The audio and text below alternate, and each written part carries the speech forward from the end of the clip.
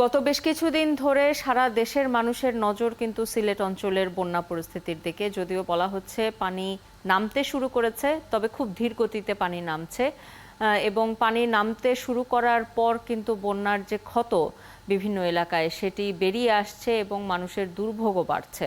এখনো পর্যন্ত আশ্রয় কেন্দ্রেই অনেক মানুষ আছেন, ঘরে ফিরতে এখনো পারছেন না এবং যারা ফিরছেন তাদেরও নিদারুণ কষ্ট হচ্ছে এবং ত্রাণের জন্য হাহাকার তৈরি হয়েছে। আমরা দেখছি বারবারই গণমাধ্যমের খবরে।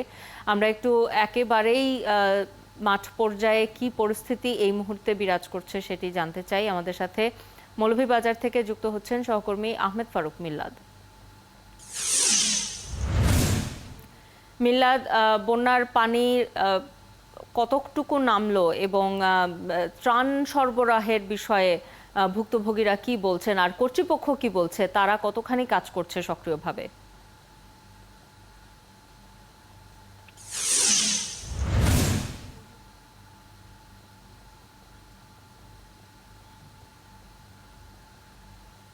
শাওন, আপনাকে ধন্যবাদ এবং শুভ সকাল। বিষয়টা হচ্ছে যে মূলত যে কয়েকদিনের যে বন্যা পরিস্থিতি, আমি একটু সুখবর দিতে চাই। সেটা হচ্ছে পানি মৌলভীবাজারে বিশেষ করে বৃষ্টিপাত না হওয়ায় গত দুদিন পানি অনেকটাই নেমেছে এবং বিপদসীমার নিচ দিয়ে প্রবাহিত হচ্ছে।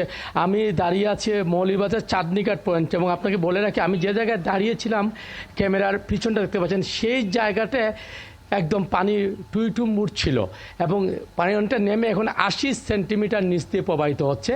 এবং ধলাই নদীর পানি, যেটি আমরা সবসময় চিন্তা বেশি থাকে, ধলাই নদীর পানি 340 সেন্টিমিটার নিচ দিয়ে প্রবাহিত হচ্ছে। ফলে আমরা যেটা বলতে পারি সেটা হচ্ছে নদীর পানি কমেছে, সেটা একটা স্বস্তির বিষয়। এবং সেই পানি কমার কারণে বিশেষ করে যে বন্যার একটু কিছুটা উন্নতি হয়েছে।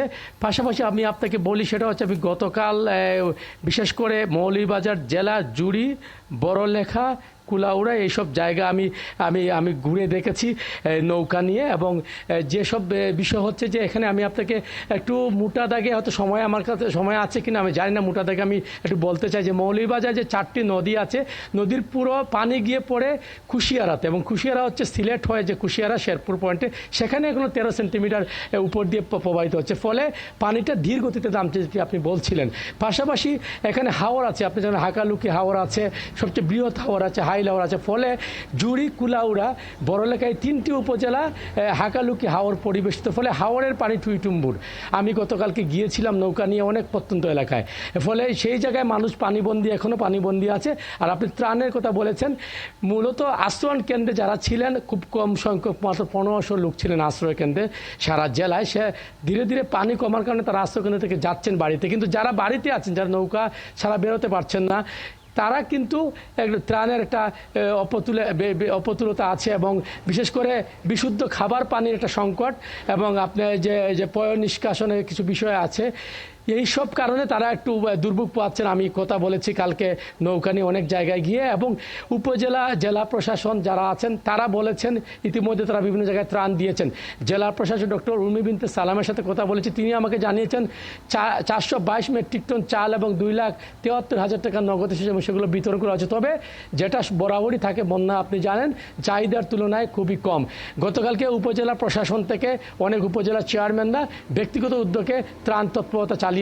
আজকে মৌলভীবাজার 2 আসনের সংসদ সদস্য শফিউল আলম চৌধুরী নাদেল, যিনি ক্রিকেট বোর্ডের পরিচালক, তিনি আজকে যাবেন সকাল 11টায় উনার বন্যা দুর্গত এলাকায়। মৌলভীবাজার সদর আসনের এমপি জিল্লুর রহমান, তিনিও আজকে যাবেন উনার এলাকায়, বিভিন্ন দুর্যোগপূর্ণ যে এলাকাগুলো আছে। কর্তৃপক্ষ তাদের সাধ্যমতো শুরু করেছে ত্রাণ তৎপরতা, যদিও যেটি আপনি বলছিলেন সেটি চাহিদার তুলনায় একেবারেই অপ্রতুল। মিলাদ, খবর রাখতে থাকুন। আমরা পরে আবারও নিশ্চয়ই আপনার কাছে ফিরব বন্যার আরও খবর জানবার জন্য। আমাদের সাথে যুক্ত হয়েছিলেন মৌলভীবাজার থেকে সহকর্মী আহমেদ ফারুক মিল্লাদ। উত্তম, বন্যা পরিস্থিতির অবনতি হচ্ছে উত্তরবঙ্গে। আমরা সকালবেলায় পত্রিকার খবরে দেখছিলাম কুড়িগ্রামের বন্যা পরিস্থিতির অবনতি হচ্ছে। আসলে পরিস্থিতিটা কেমন এবং জনমানুষের দুর্ভোগ কেমন দেখছেন? তারা কি ধরনের দুর্ভোগ পোহাচ্ছেন এবং ত্রাণ পর্যাপ্ত যাচ্ছে কিনা?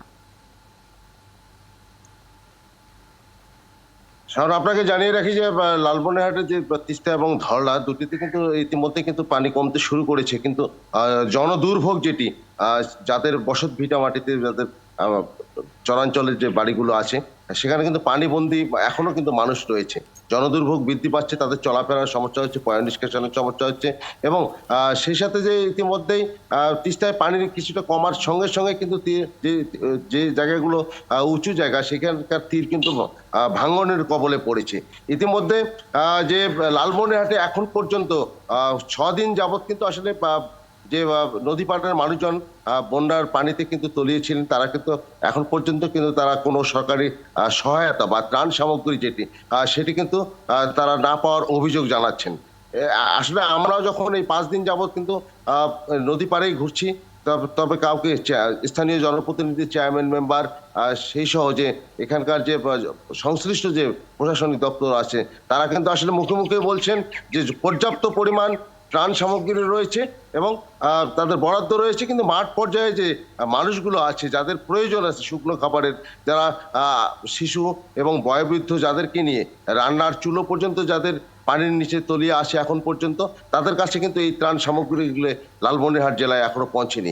তবে লালমনিরহাটের যে উজানে যদি আমরা বলি তাহলে যে নীলফামারী জেলায় কিন্তু আপনি দেখেছেন যে আসলে ওখানে কিন্তু বন্যার কিন্তু ভয়াবহ অবস্থা দাঁড়িয়েছিল, যে সেখানে কিন্তু একটি বাঁধ ধসে গেছে। এদিকে গঙ্গাচড়া, রংপুরের গঙ্গাচড়ায় গতকাল রাতে একটি সেতু, যেটি শেখ হাসিনা সেতু বা মহিপুর সেতু, সড়ক সেতু, তিস্তা নদীর উপর দ্বিতীয় সড়ক সেতু, সেটিতে কিন্তু আসলে ফাটল দেখা দিয়েছে। সেখানে কিন্তু এখন কিন্তু যানবাহন যোগাযোগ সেটি কিন্তু বিচ্ছিন্ন রয়েছে।